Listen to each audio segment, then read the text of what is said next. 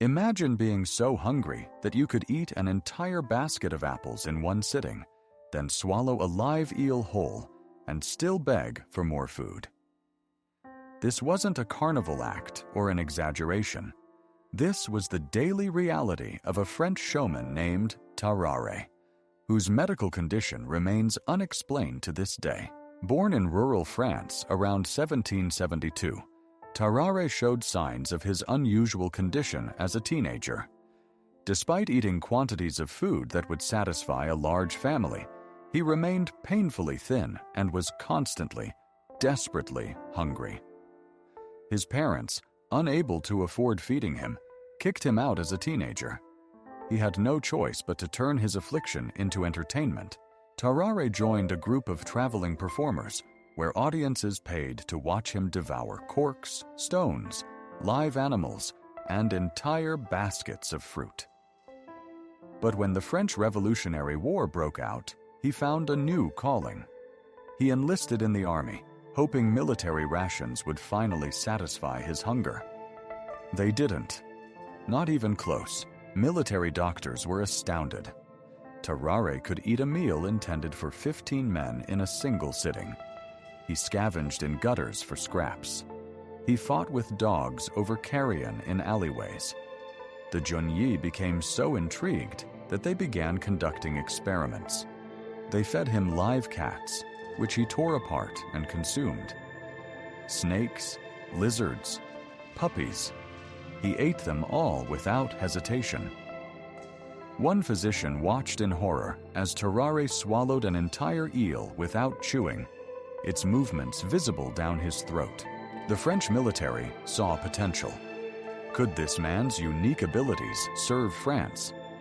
They tested whether Tarrare could smuggle documents by swallowing them and retrieving them later.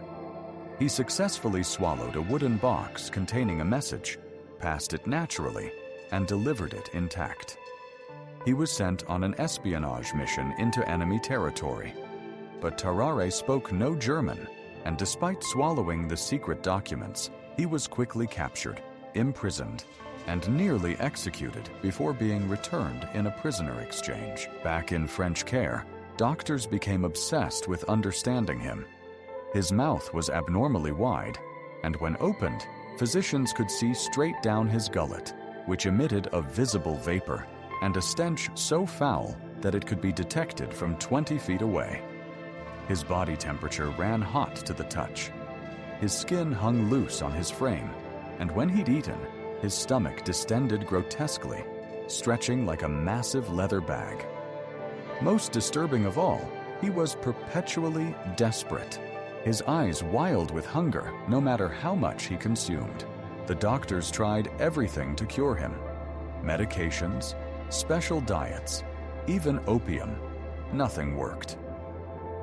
Then came the incident that ended the experiments. A 14-month-old child went missing from the hospital. Tarrare was immediately suspected. Though never proven, the hospital staff chased him out, horrified. He wandered France for 4 more years, his condition worsening, his body weakening despite his endless eating. In 1798, Tarrare arrived at a hospital in Versailles, dying of tuberculosis at just 26 years old. He told doctors that he'd swallowed a golden fork 2 years earlier and believed it was killing him. When he died, physicians rushed to perform an autopsy, finally hoping to understand his condition. What they found defied medical understanding. His gullet was enormous, abnormally wide, and when his mouth was held open, surgeons could see directly into his stomach cavity. His stomach occupied most of his abdominal cavity, grotesquely enlarged. His liver and gallbladder were abnormally large. His body was filled with pus and abscesses, but no golden fork was ever found. His corpse decomposed so rapidly and smelled so horrific that doctors had to rush the examination and bury him immediately. To this day, no medical condition fully explains Tarrare.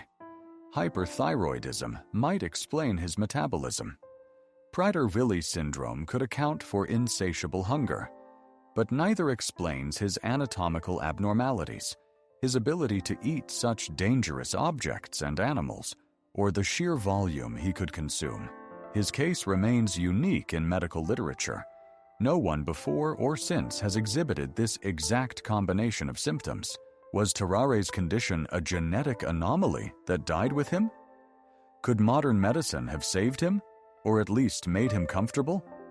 Or was there something about his case that doctors in 1798 simply couldn't document accurately? We'll never know for certain, but perhaps the most haunting question isn't what made Tarrare so hungry. It's whether he ever, even for a moment, felt satisfied.